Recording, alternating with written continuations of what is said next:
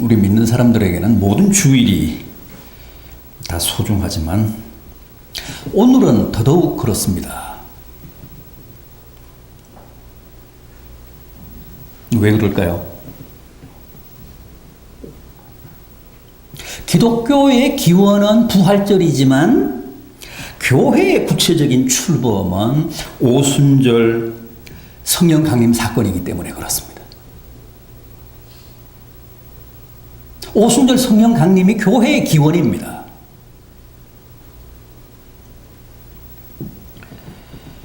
십자가에 달려서 돌아가신 주님이 사흘 만에 부활하셔서 40일간 이 땅에 더 계시다가 내가 다시 오리라 하시면서 승천을 하시는데, 그때 마지막으로 제자들에게 당부한 말씀이 뭡니까?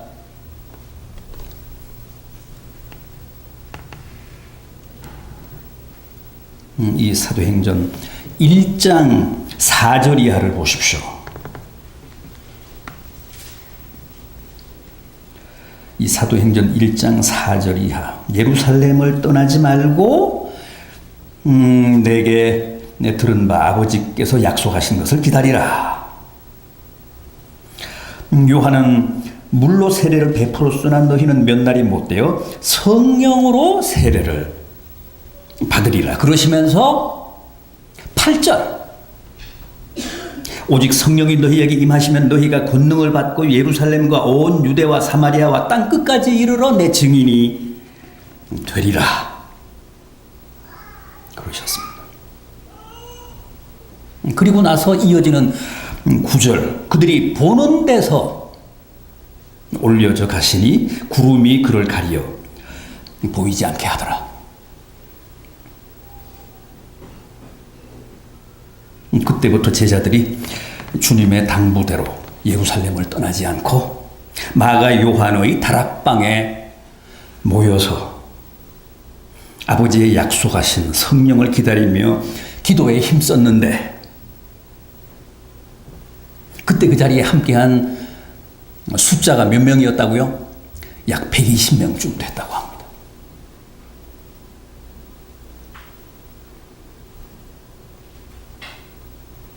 그렇다면 그들이 그렇게 다락방에 모여서 기도하며 기다리던 성령이 언제 임했습니까?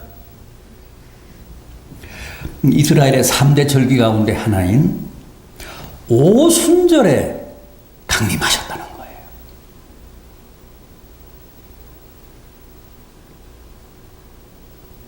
오늘 본문인 2장 1절을 보십시오. 오순절 날이 이미 이름에 그들이 다 같이 한 곳에 모였더니,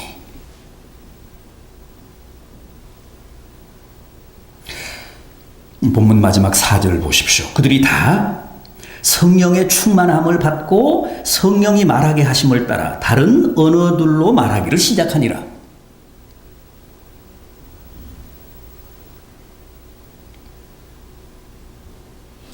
이게 바로 2000년 전에 발생한 첫 성령 강림 사건인데, 오순절날 이렇게 성령을 체험한 120명의 성도들이 바로 원시 기독교, 원조 교회인 초대교회의 창립 멤버들입니다. 이때 다락방에서 성령 받은 오순절날 성령 강림을 체험한 120명의 성도들이 원조 기독교인입니다.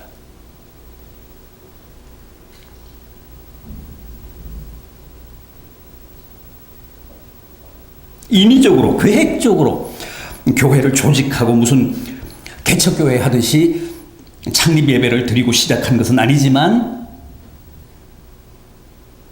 그저 오순절 성령 강림으로 인해 자연 발생적으로 형성된 공동체였지만, 어쨌든 이게 바로 2000년 교회사의 최초의 교회였던 예루살렘 교회였습니다.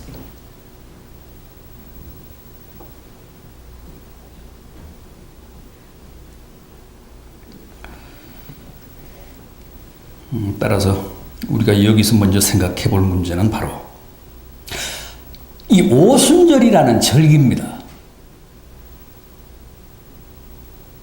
여러분, 왜 성령 강림 사건이 오순절에 발생했을까요? 우연입니까? 어쩌다가 그냥 그렇게 된 겁니까? 결코 그렇지는 않습니다.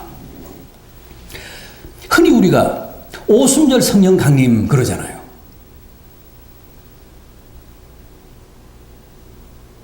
왜 오순절일까?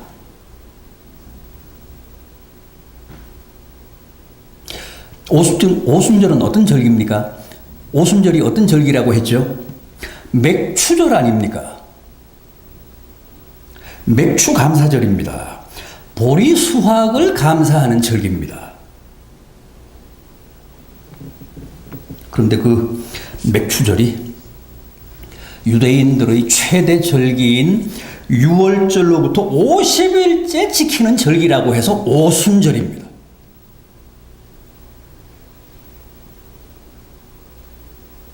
그런데 그 오순절, 맥추절을 또 다른 말로 불렀죠. 뭡니까? 초실절이라고 했잖아요. 초실절. 왜 초실절이라고 했습니까?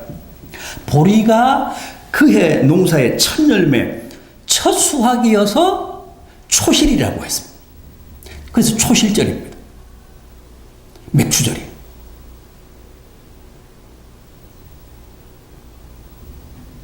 보리는 가을이 아니라 봄에 수확하잖아요. 그래서 한 해 농사의 첫 열매 초실입니다. 여러분, 성령 강림 사건이 굳이 오순절에 발생한 것은 이렇듯이 오순절이 바로 초실절이었기 때문입니다.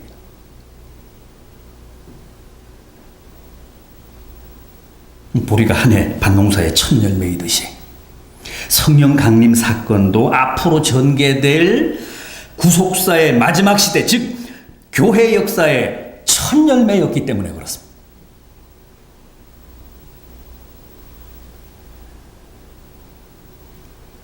그렇다면 오순절 성령 강림 사건 이전에는, 다시 말해서 구약 시대 때는 성령의 역사가 없었습니까? 성령 강림이 없었습니까? 물론 그렇지는 않습니다. 그 전에도 성령 강림이 있었습니다. 사무엘상 16장 13절입니다.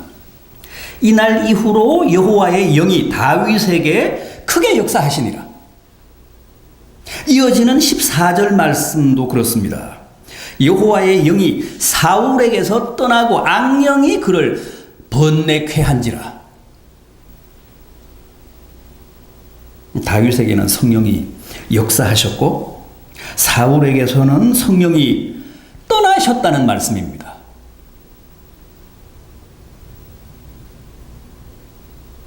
또 아직 오순절 전인데 주님이 요단강에서 세례 요한에게 세례를 받으실 때도 성령이 비둘기같이 하늘에서 강림하사 주님 위에 임하셨다고 했습니다.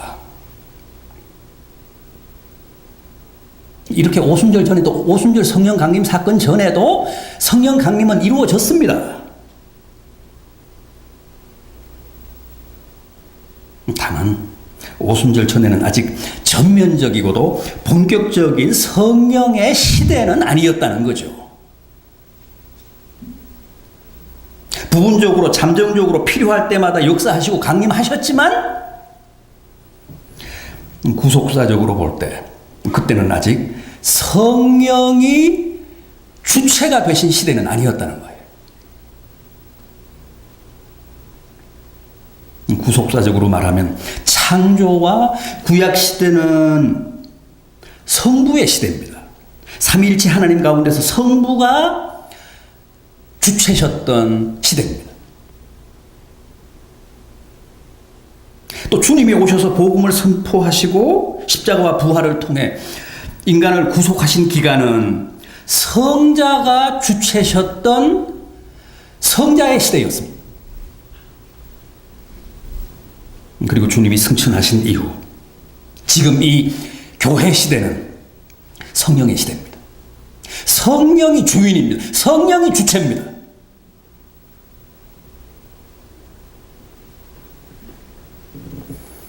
주님이 승천하신 때로부터 이 지구의 이 역사의 종말까지는 성령이 주체입니다.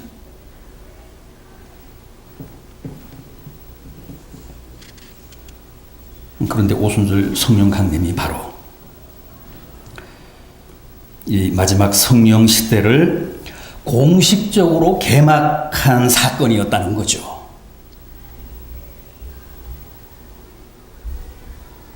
본격적으로 성령 시대의 도래를 알린 역사적인 사건이었다는 겁니다. 그런데 그 첫 오순절 성령 강림 사건은 참 대단했습니다. 본문 2절 이하를 다시 보십시오. 호련히 하늘로부터 급하고 강한 바람 같은 소리가 있어 그들이 앉은 온 집에 가득하며 마치 불의 혀처럼 갈라지는 것들이 그들 위에 보여 각 사람 위에 하나씩 임하여 있더니 그들이 다 성령의 충만함을 받고 성령이 말하게 하심을 따라 다른 언어들로 말하기를 시작했다. 방언을 했다는 겁니다.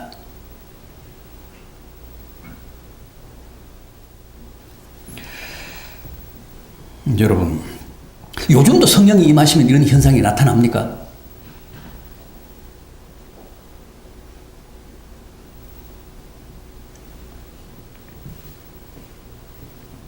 만약 이런 바람 소리, 무슨 불길, 또 방언 같은 현상이 없으면 거기에는 아직 성령이 강림하시지 않는 겁니까? 아직 성령이 역사하신 게 아닙니까?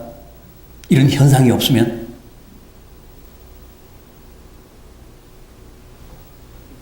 어떻게 생각하십니까?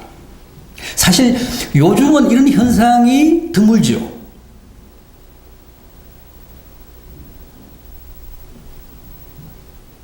전혀 없다고는 말할 수 없지만 어쨌든 거의 사라지다시피 한 게 사실인 것 같습니다.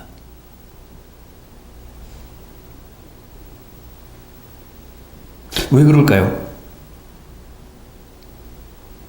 요즘은 좀처럼 성령이 역사하시거나 강림하시지 않아서 그렇습니까? 그렇지는 않습니다. 성령은 지금도 끊임없이 역사하시고 또 사역하십니다. 문제는 오순절 성령 강림 때 나타난 초자연적인 현상들을 성령의 일반적인 현상으로 보편화해서는 곤란하다는 거예요.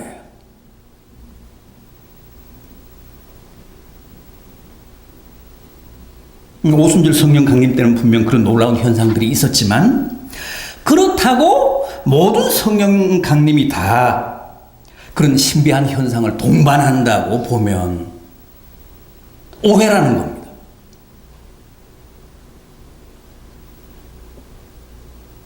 왜 그럴까요? 오순절 성령 강림 사건은 어디까지나 특수했습니다. 특별했습니다. 성자의 시대를 마감하고 이제 성령의 새 시대를 여는 성령의 새 시대를 알리는 선언적인 의미가 컸습니다. 쉽게 말하면 도래한 그 새 시대를 각인하고 널리 홍보해야 할 필요가 있었기 때문에 그렇게 요란한 퍼포먼스가 동원이 됐던 겁니다.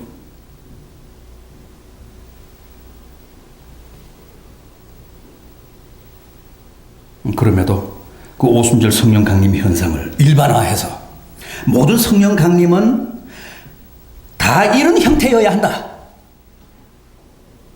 그건 아니라는 거예요. 그건 곤란하다는 겁니다.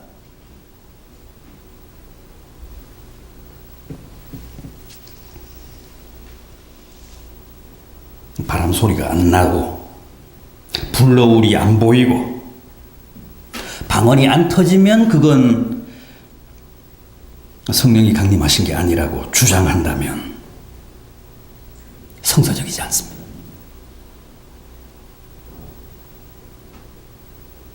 오순절 성령 강림 때는 이제부터는 성령의 시대다 하는 사실을 누구도 알 수 있도록, 누구도 부인하지 못하도록 그 확실한 물증을 제시하기 위해 그런 초자연적인 현상이 동반이 됐지만, 지금은 굳이 그렇게 안 해도 되잖아요. 지금 성령 시대라는 건 다 알잖아요.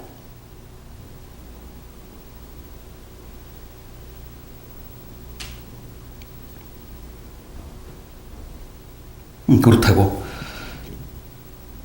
성령이 역사하시지 않고 강림하시지 않는가? 그건 아니라는 겁니다. 물론 요즘도 성령이 역사하실 때 환상을 보고 주님의 음성을 듣고 방언을 하시는 분들도 없지 않습니다. 그러나 모든 성령의 역사에 그런 은사가 나타나는 것은 아니라는 거예요.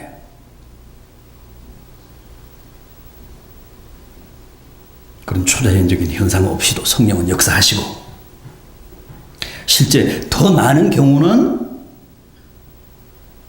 그런 환상 없이, 방언 없이 성령이 임하시는 게 사실입니다.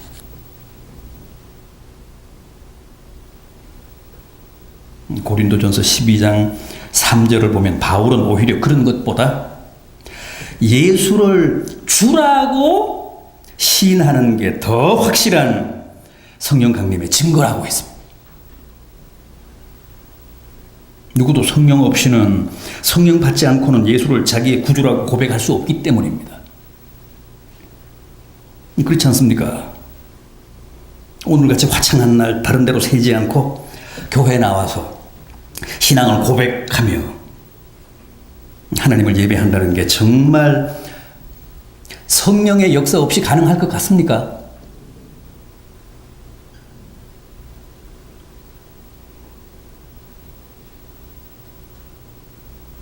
그런데 요한복음 14장을 보면 주님이 성령에 관해 이렇게 말씀하시는 대목이 나옵니다.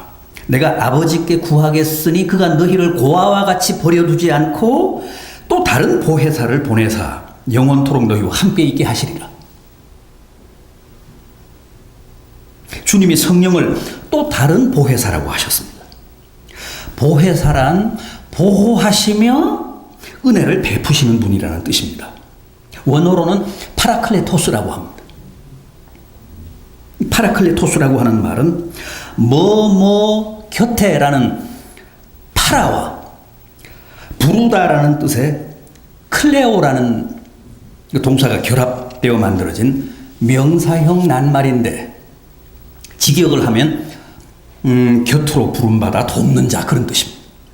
파라클레토스, 곁으로 부름받아 돕는 자.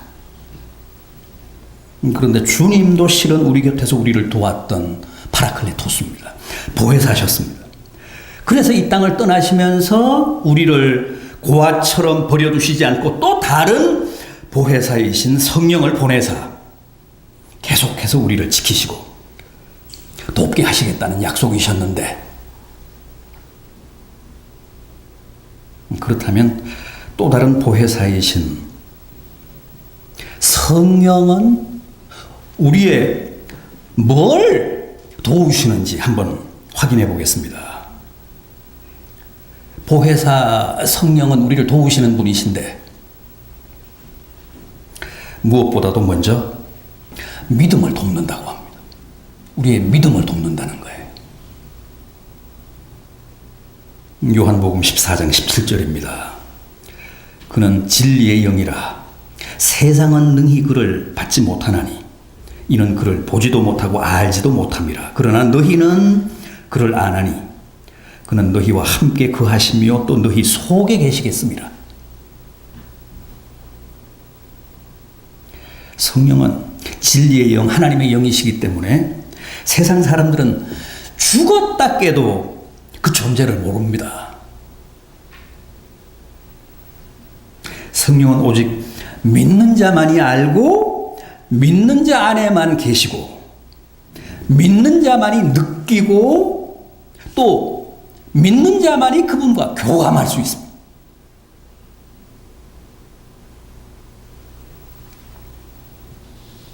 요한복음 14장 26절입니다. 보혜사 곧 아버지께서 내 이름으로 보내실 성령 그가 오시면 너희에게 모든 것을 가르치고 내가 너희에게 말한 모든 것을 생각나게 하리라. 여러분, 목사가 아닙니다. 전도사가 아닙니다. 구역장이 아닙니다. 교회학교 교사가 아닙니다. 성령이 우리로 하여금 주님의 말씀을 깨닫게 하시고 생각나게 하시고 은혜 받게 하시고 아멘하게 하시고 회개하게 하시고 결단하게 하신다는 거예요.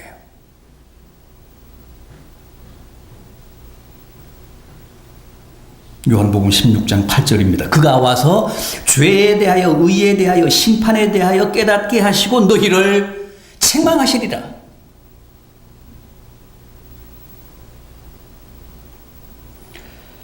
여러분, 누구도 맨정신으로 자기 의지로 예수 믿을 사람은 없습니다. 생각해 보십시오. 2000년 전에 오셨다가 33년 만에 다시 이 땅을 떠나셨다는 낯선 유대 사나이 앞에 무릎을 꿇고 당신이 바로 나의 주님이라고 고백하는 일이 정말 제정신으로 가능하겠습니까?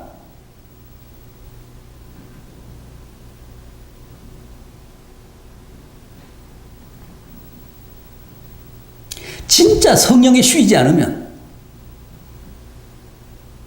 성령에 붙잡히지 않으면 불가능한 일입니다. 제정신으로는 못 믿습니다. 성령에 홀려야 됩니다.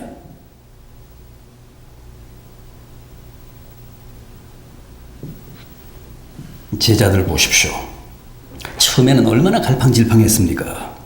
심지어는 부활하신 주님을 몇 번이나 직접 만나고도 낙향했습니다. 옛 직업으로 복귀했습니다.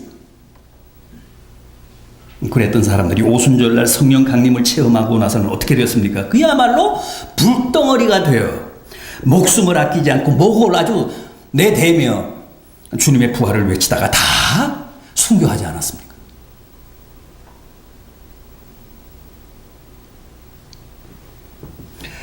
요한만 천수를 했습니다.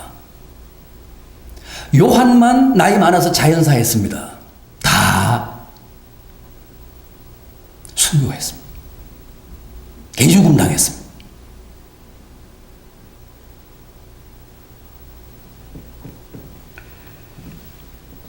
여러분들도 마찬가지입니다. 자주 말씀드리지만 예수 믿는다고 누가 떡을 줍니까? 돈을 줍니까? 제가 가끔씩 옆에 계신 분들 한번 보시라고 그러잖아요. 다들 멀쩡하시지 않습니까? 그런데 뭐가 아쉽고 뭐가 모자라서 이 고된 신앙생활을 계속하고 있을까요?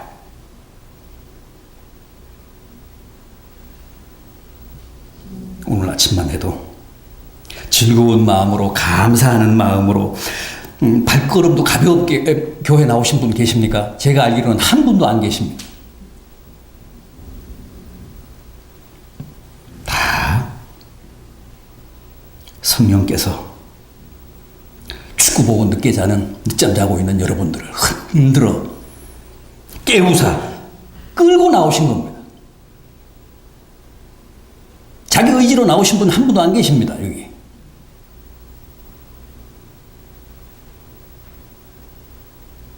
우리는 다 성령이 강제하셔서 이렇게 교회도 나오고 기도도 하고 성경도 보고 성가대도 하고 봉사도 하는 겁니다.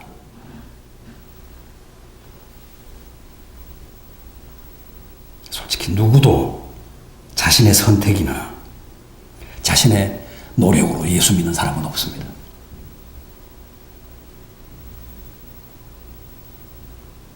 우리는 다 성령께 숙명적으로 덜미 잡힌 사람들입니다. 성령께 다 발목 잡힌 사람들입니다.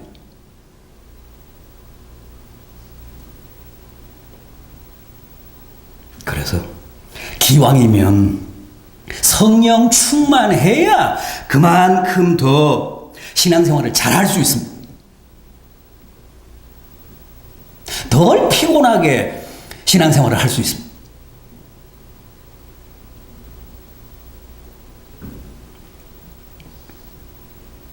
다음 보혜사 성령은 우리의 기도를 돕습니다. 로마서 8장 26절입니다.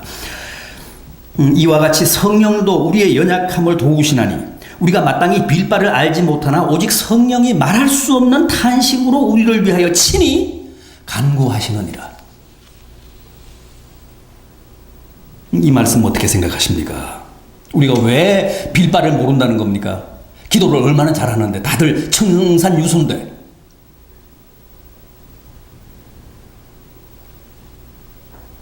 그런데도 성경은 성령이 탄식할 정도로 우리가 기도를 못한다는 거예요.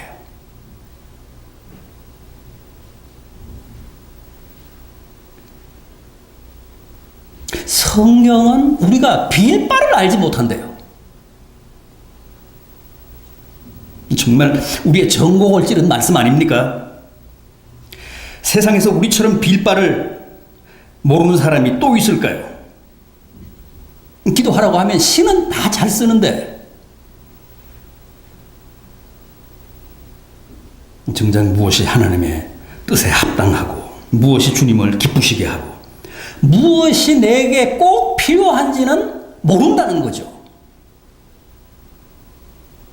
늘 우리가 구하는 것은 썩어질 것, 정욕에 쓸 것, 결국은 나를 해칠 흉기들,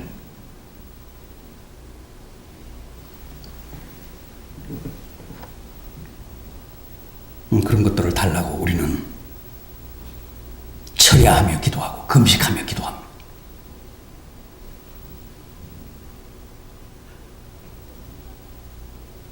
그래서 우리는 단 한 번도 제대로 구해보지 못한다는 거예요. 그래서 성령이 너무 안타까워서 지금도 우리를 위해 탄식하며 기도하고 계신다고 합니다. 그것만 알고 계시면 됩니다. 성령의 기도 덕분에 우리가 이렇게 살아가고 있다는 거. 우리는 늘 기도한다면서 횡설수설하는데, 중언부언하는데, 나를 해칠 흉기나 구하는데,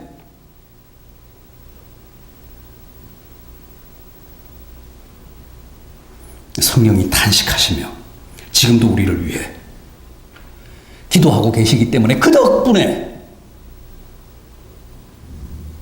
이렇게라도 지금 살아가고 있다는 거예요. 왜냐하면 성령이야말로 하나님의 뜻을 가장 잘 아시고 우리의 소원을 가장 잘 아시는 분이시기 때문에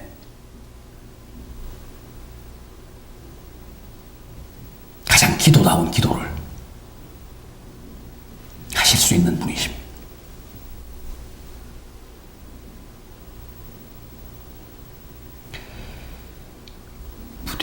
성령 충만하셔서 기도가 보다 하나님의 뜻에 합당한 기도로 새로워지기를 간절히 바람하지 않습니다. 하나 더 있습니다. 보혜사 성경은 우리의 삶을 돕습니다. 로마서 8장 28절입니다. 하나님을 사랑하는 자 곧 그 뜻대로 부르심을 입은 자들에게는 모든 것이 합력하여 선을 이루느니라. 하나님을 사랑하는 자의 삶은 모든 것이 합력하여 선을 이룬다. 어떻게 그게 가능할까요? 가능합니다. 보혜사 성령께서 우리의 삶을 도우시기 때문에.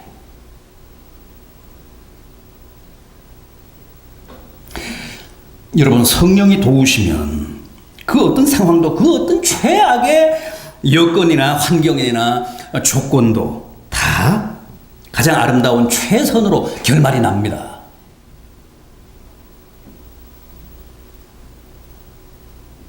고린도 후서 4장 7절이 합니다. 우리가 이 보배를 질그릇에 가졌으니, 여기서 질그릇은 우리 성도들이고 그 안에 담긴 보배는 우리 안에 계신 성령을 가리킵니다. 계속됩니다. 우리가 사방으로 우겨쌈을 당하여도 쌓이지 아니하며 답답한 일을 당하여도 낙담하지 아니하며 핍박을 받아도 버림받지 아니하며 거꾸로 뜨림을 당하여도 망하지 아니하리라. 여러분, 성도들도 살아가면서 우겨쌈을 당합니다. 성도들도 답답한 일을 만납니다. 핍박도 받습니다. 거꾸로 뜨림도 겪습니다. 그러나 질그릇에 담긴 보배에 있는 성령께서 우리를 지키시고 도우시기 때문에 세상이 아무리 우리를 그렇게 우겨 싸도 결국은 쌓이지 않고 아무리 거꾸로 뜨려도 망하지 않는다는 거예요. 이것은 늘 성령 충만했던 사도 바울의 생생한 간증입니다. 아니, 하나님이신 성령께서 나를 도우시고 보호하시고 위로하시고 격려하시는데 누가 감히 나를 해치고 대적하며 유린할 수 있겠습니까?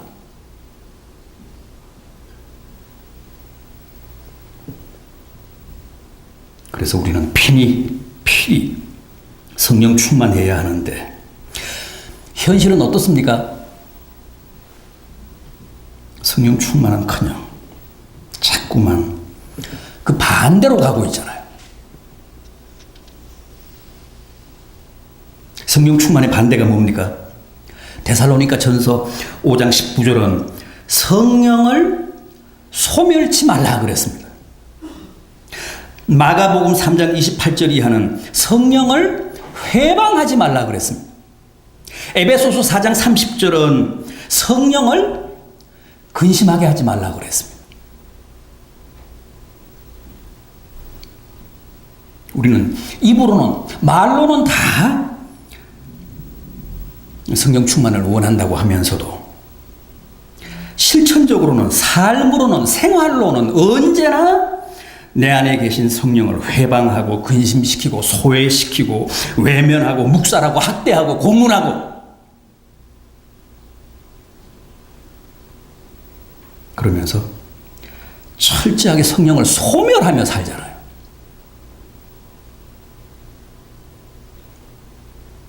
얼마나 놀라운 얘기입니까? 얼마나 무서운 얘기입니까? 그러나 사실 아닙니까?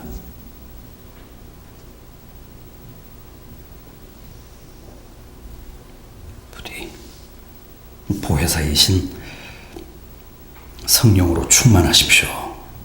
늘 성령께 붙잡혀서 성령의 온전한 지배를 받으며 또 성령의 역사에 민감하게 응답하고 반응을 보이며 결단하며 사시기를 바랍니다. 그래서 이 마지막 시대에 여러분들의 삶이 보혜사 성령으로 말미암아 더욱 아름답고 강건하고 풍성하기를 진심으로 기원합니다. 기도하시겠습니다.